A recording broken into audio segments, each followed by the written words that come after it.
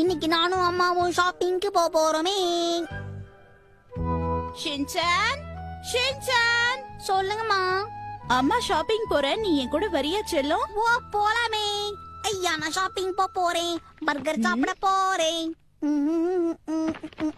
Shopping தானே போறோம் Shinchan, எதுக்கு ஸ்நாக்ஸ் எல்லாம் எடுத்து வைக்கிற? ஏமா போற வழியில பசி எடுத்தா நான் இங்க என்னமா பண்ணுவேன்? ஏமா போற வழியில நிறைய கடை இருக்கு ஷின்சான், அங்க வாங்கி தரேன். ஓ ஓஹோ, அப்ப சரி, நான் முதல்ல காஸ்டியூமை மாத்திக்கிறேன். சூப்பர் மார்க்கெட்டுக்கு போயிட்டு வரதுக்கு எதுக்கு Dress எல்லாம் மாத்துற ஷின்சான்? அது மட்டும் இல்லாம இப்ப அம்மா புறப்படுறதுக்கு தயாராயிட்டேன்.